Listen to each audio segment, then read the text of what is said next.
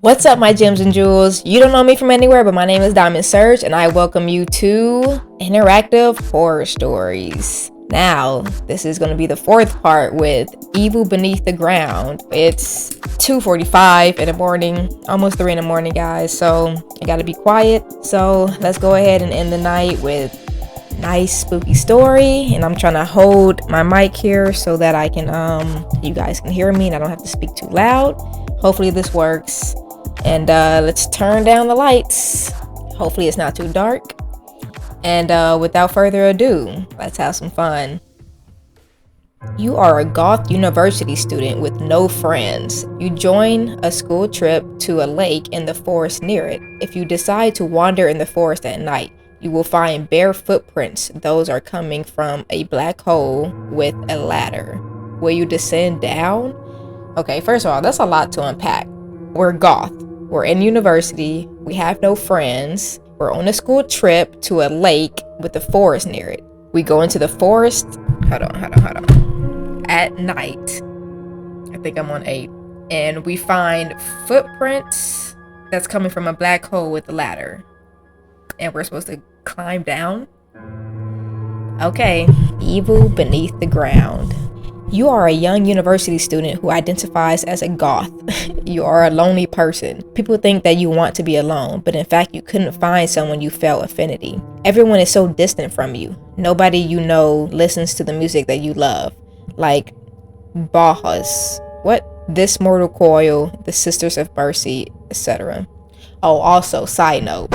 So when you first load up this game, they ask if you want the language to be in English or Turkish. So I think that's why the English is just a little off. It's being translated from Turkish, I guess. So anyway, you heard about a university field trip to a lake and the forest around it in autumn. There will be a picnic. Also, alcohol is permitted. You could bring your own drinks. You join the field trip. Not only maybe you can make some new friends, but you also love the nature, especially when it's a cold season. Wow. Not me. I hate the cold. But of course you couldn't make new friends once again. During the 2 hours of bus travel, you found out that every other students who joined the trip were already friends. They simply ignored you. You also didn't approach them. As a result, all you could do during the bus trip was look outside the window or play games on your phone while you listened to their joyful laughters. That's sad. I know that feeling. Like, I usually don't have I'm not gonna say real life friends, but like when I was in university, I didn't make friends until like, my later years, senior year, really, like work friends and stuff like that. I guess just being a loner is either you are or you aren't, and I guess I'm a loner, man. You have mixed feelings about this picnic by the lake. You can't feel yourself as a part of the joyful youth who are enjoying the nature trip. After having a picnic barbecue, they played a game with the ball in which they formed a circle and tried not to let the ball touch the ground. Everyone participated in the game except for you. That's another thing. Like, if the people there are like just doing their own thing, talking to their own friends, like, cool, nobody's obligated to invite other people into their group. But if you're just not being or showing initiative to stand out or make yourself known or whatever, like you could have, or we, since this is in second person, we could have went to play this ball game with them. That sounds fun. I mean, at least try. You don't have to be good, just participate. That's the perfect opportunity to get to know somebody.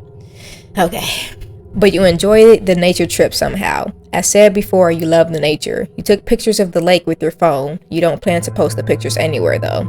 And there is a huge forest near the picnic area. You have always found peace in the green of the forest. After the sun set, people began to light a campfire and drink. People around your age generally prefer beer, but you don't like it. You feel it overfills your stomach and causes nausea after 2 cans. Instead, you prefer stronger drinks. Today, you brought a bottle of red wine and a wine glass. They gathered around the campfire while you drank your wine alone, away from them. Oh my gosh, that's so sad. Like, there's a difference between being goth and a loner. Like, this is just loner vibes. This doesn't really seem like goth vibes, but I guess if we identify as a goth and we're a loner, I guess. But also, another thing, I'm talking a lot this episode. Beer, nasty. Wine, nasty. I don't even know which one I would prefer. I mean, I like or I don't like alcohol, but I would prefer just the stronger alcohol. You just take a couple shots with, you know, some chasers and stuff, and you're good, I guess. I couldn't just sit there and drink beer or wine unless it's like doesn't taste like alcohol. I hate the taste of alcohol. Okay. A handsome guy brought his guitar from the bus and began playing it around the fire while you have finished your second glass of wine. Campfire and moon illuminate the darkness. Sun already has set. There are about 5 hours for the picnic to end. You will be going back to the city with the buses. He is playing a calming song. You might join the group. Yes, join the group. But you also feel a stronger urge to walk in the forest.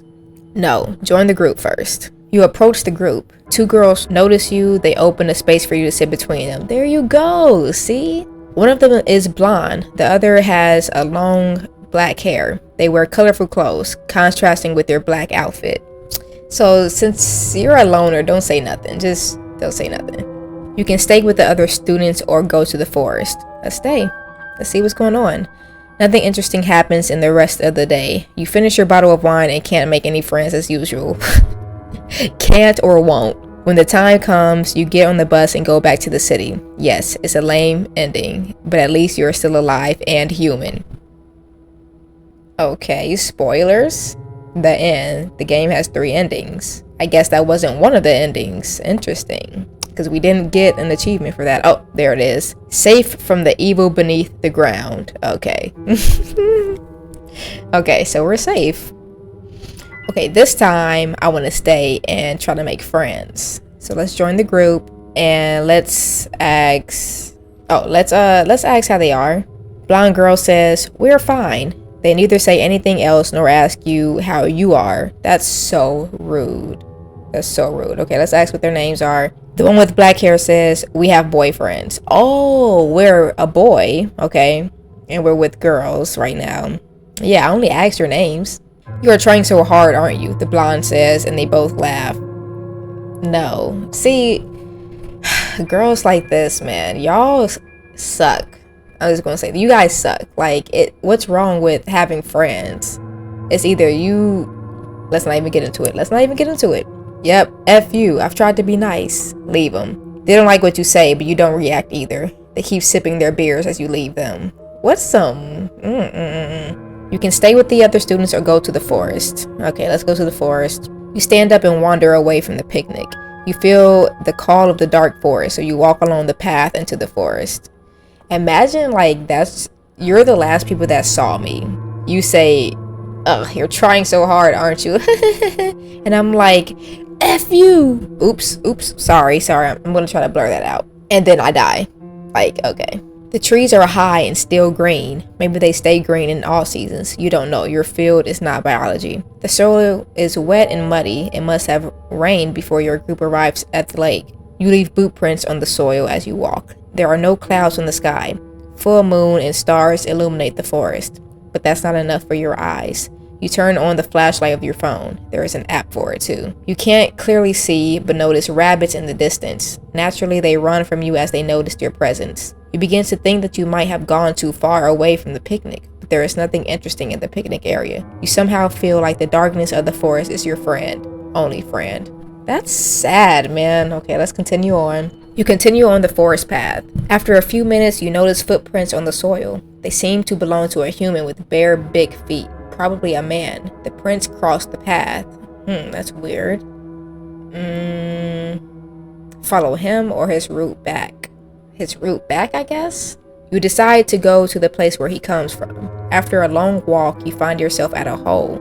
There is a lid and a long rope near it. The man clearly comes from the hole. His footprints prove it. When you hold your phone's light into the black hole, you see that there is a ladder inside the hole. You can't see the end of the hole from your position. As a curious and drunk boy, you feel a strong urge to descend. Let's descend. As you need to use your both hands to climb down, you put your phone into your jeans pockets, turning off the light. Bro, you can't just keep the light on like while it's in your pocket. Well, I guess not. I guess, whatever. You start climbing down. After a few seconds, moon and stars above no longer illuminate what you see. You are in pitch blackness and the ladder still continues. Bro, I don't care how drunk I am. I have such a strong fear of death that I would not do anything to... Bro. Only people in movies and scary games and stories and stuff. Do real life people do stuff like this? I guess so. Y'all be careful out here. That's all I gotta say. Finally, your feet touch the ground. You are so distant from the forest that you can't see the entrance of the hole from where you are. You carefully get on your 2 feet. You can see nothing yet. The place where you are is made of concrete. Okay. There is a long corridor in front of you. It is narrow, about 1 meter wide. It is not very high. There are only a few centimeters between your head and the ceiling of the corridor. Oh, claustrophobic. No. That's like right here. Like, could you imagine just walking with the ceiling like this? Ugh, no. You smell a terrible odor. It's the mixture of feces and something you can't understand. There are 3 doorless holes along the concrete corridor, making 3 rooms to discover. I mean, let's go one by one. The first room. There is an empty wooden coffin. A mirror hangs on the concrete wall. A bloody razor and a black whip stand in front of the mirror. In the mirror, you see your reflection and the terror on your face. Oof, okay. Room 2. You are shocked to find a chained woman in this room. The chain is tied on her ankle.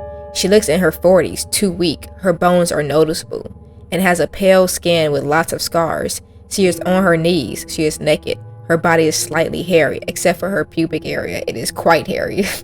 Okay. Contrasting her hairy body, her head is shaved.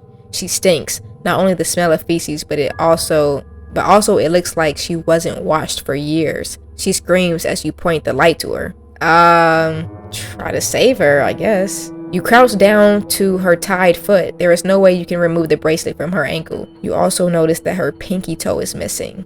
Let me try to find the key. You try to leave the room, but something you don't understand happens. At the exit of the room, you hit something that wasn't visible in front of you. Yes, you saw nothing in front of you, yet you hit something. You fall onto the floor, and an invisible force carries you and repeatedly smashes your head to the wall. You hear the woman screaming as you black out. What? When you wake up, you find yourself lying on the concrete floor in pitch darkness. By the smell, you understand that you are in the same place. Whoever is keeping you captive, he stripped you from all clothes. You are naked and cold. There is a gag on your mouth, so you can't shout and communicate with the woman. She might be gagged too. You stand up and try to walk away, but your ankle is tied with a chain. You can walk only in a chamber with 1 meter of radius. Your foot touches a metal bucket. It's probably where he expects you to defecate. Bro, can you imagine? And nobody at the picnic cares about you. You don't have friends. Hopefully your family checks in with you. But, I mean, how would they know? Did you tell them you were here? Did you tell anybody at the picnic that you walked off? Maybe somebody might have saw something and say something. Oh, yeah, I saw him walk that way. But what are the chances that if they come looking for you, they're going to find the guy's footprints that you saw? Or anything. Or find that hole without the footprints even. Find that hole. And then somebody thinks, I guess he could probably be in here. Go down. Pitch blackness. And find you in there. Like, what are the chances? We're dead. We're not getting out of here. You lose your all senses of time here. You wait for an unmeasurable time for something to happen. You are thirsty and hungry. Yeah. And the lady, she was down here in pitch blackness. Got a poop in a bucket and naked. But her hair was shaved and... This is terrible. Sometimes you hear your phone ring. It is in a different room. The piano melody is It's the Fear by Within Temptation, an ironic name for your situation. Oof. They probably notice that you are missing and try to reach you, especially your parents. They must have become mad. Of course you can't answer the call. Oh, okay. At least they're looking for us or might be aware soon that something's happening. Finally, you hear footsteps. You hear your captor coming to your room. You are unable to see anything. He takes your gag off. Apparently he has no problem with seeing in the pitch black. And you hear his voice. Drink. It belongs to an old man, a dominant, ordering voice. You feel the tip of a bucket on your lips. Who are you? I am your new master. You better behave well. You are mine now. Now drink, or I won't give you it once again. Drink it. What is it? It is water, what he is offering. You drink it. Not the best water you drank. It could be taken from the lake, but you have no other choice, it seems. After you drink enough, he puts the bucket on the ground. Now he brings something else into your lips. Eat. You are too hungry to refuse him. Let's eat. You allow him to put the thing in your mouth. It's meat, but raw. You would never eat raw meat except for sushi, but now you chew it slowly. It is rabbit. He says. You swallow the meat despite how it disgusts you. After you eat all he gives you, he puts the gag on your mouth and leaves the room without saying another word. Why is he keeping us though? Like, okay, he's our master, but why keep us if you're going to keep us in these conditions? Like, why are you doing this extra work for yourself? I'm going to take a human, strip them, gag them, chain them up, and then give them a bucket and change out their poop and pee and everything. And then I'm also gonna water and feed them. Why?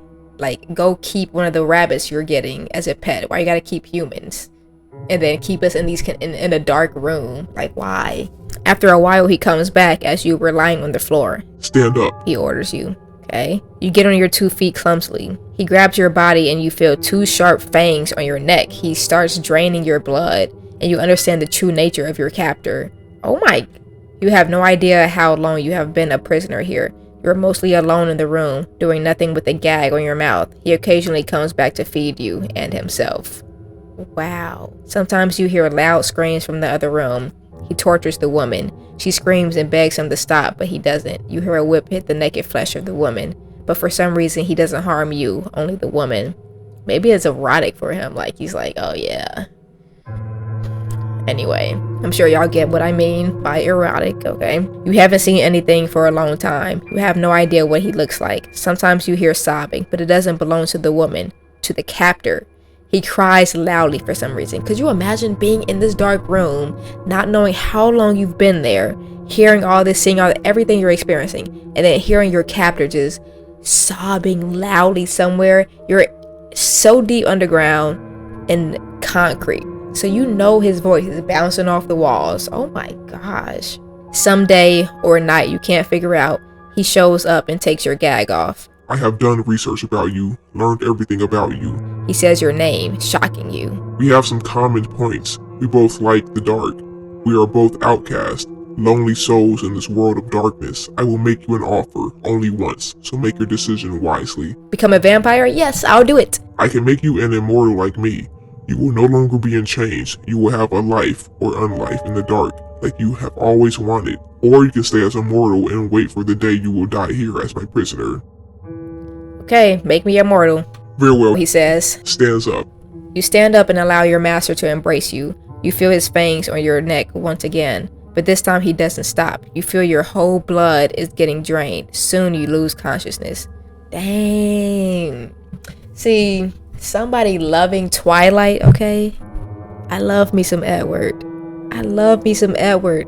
But this is terrifying, okay? Like, this is not the viewpoint I want to have about vampires. Like, yes, this is normally vampires, right? Like Twilight, that's so out there for vampires, but I am such a hopeless romantic, okay? Like, the idea of true love, soulmates, like, that is so, I can't even think of the word. Like, it's so enticing to me, I guess, to find your one true love, bro, and they're a vampire. That would be amazing, because whatever. Not the time for fangirling about Twilight. Let's go. So we lose consciousness.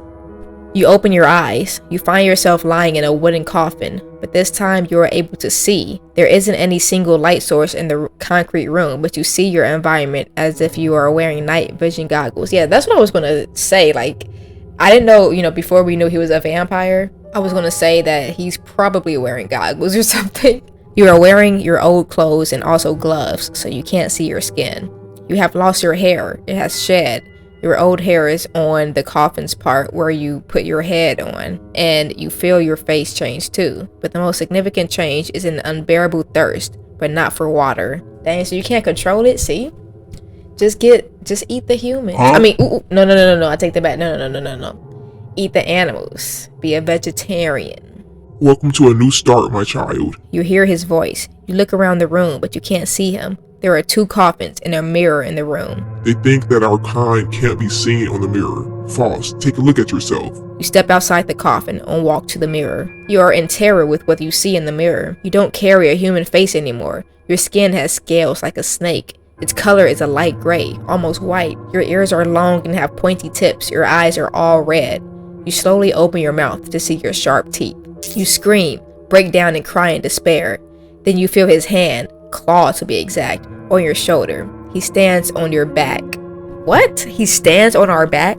Now you are able to see his hand. It is scaled like your skin. Look at me. He orders you, and for some reason you can't disobey your master. You involuntarily look at the mirror to see the immortal entity behind you. His body is tall, naked, and has a humpback. His skin is almost white and scaled, but his face, it is the ugliest thing you have ever seen. It's the embodiment of evils, torture, murder, and envy. Envy for everything that is pretty and fair. I will teach you everything I know. Your new and only now parent says with a hideous smile. The end. Welcome to Unlife. Oh my gosh. No. That will not do. We couldn't have just been beautiful vampires like my main man, Edward. Okay, this time, instead of following his footsteps back to the hole, let's follow him. You follow the footprints on the soil. They keep changing directions. You find yourself at an elevation and the prints stop here. Whoever was walking, he didn't leave prints those you could follow anymore. He might have gone anywhere as he didn't follow a single direction. Okay, so we go back to where he is. Let's descend. Turn on the light. Okay, so did we examine the third room? I feel like we only got to the second room and then we got caught. So let's do the third room. Actually, no. We're going to do the second room and we're going to ask the questions. We're going to already know that she's tied up. I just want to see what it's going to say. Second room. Yeah, she's in here. Who are you? She doesn't answer your question, but yells with despair. Help me, he keeps me here. Let's run.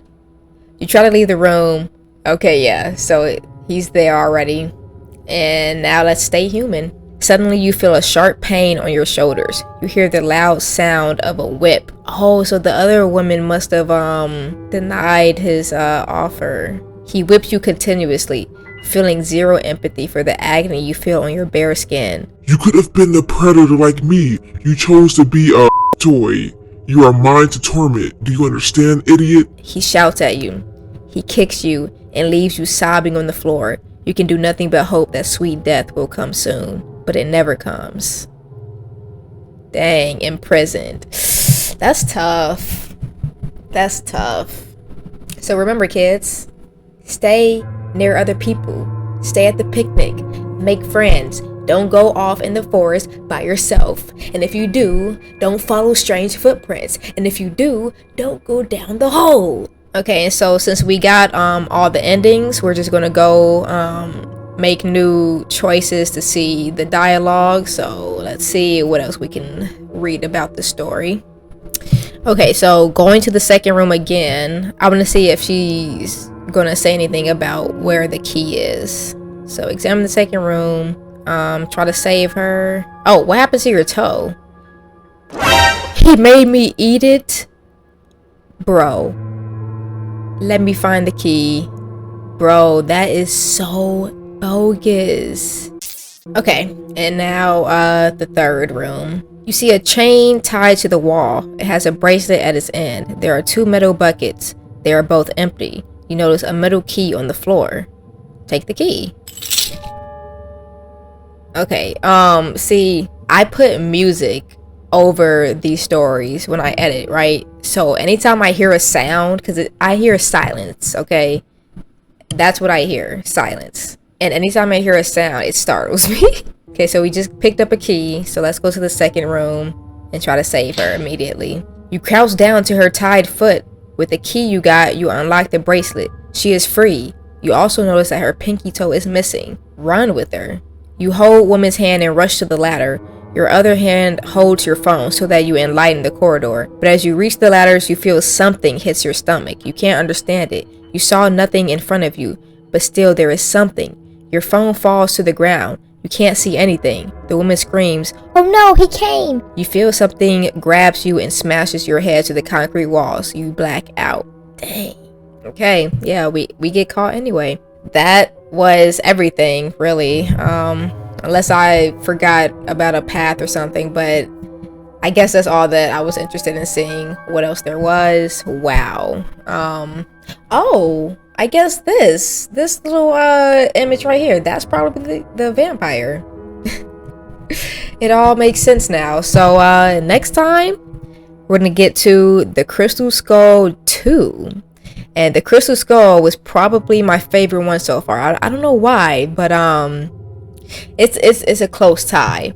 Crystal Skull and Evil Beneath the Ground, those were very good. I was very into these stories. But Crystal Skull 2, so let's see if the Crystal Skull 2 will be better than the first one, and maybe even better than all of them. I'm so excited. So time check, 3:19. That didn't take a lot of time at all. That felt like a long time though. That story was really interesting. So that's all the time that I have for this episode. I need to hurry up and edit these videos and take myself to bed. So thank you guys so much for watching, liking, commenting, subscribing, and sharing in that order. If you have any game suggestions or story suggestions you want to see on this channel, please let me know down in the comments below. And any feedback is always greatly appreciated. Until next time, peace. 2 black masked decapitators come into your presence. One holds the crying blonde girl, the other holds the sword. Oh my gosh. With horror, you look at the concrete floor 10 meters away from the window pane you are on, and it lets your body fall.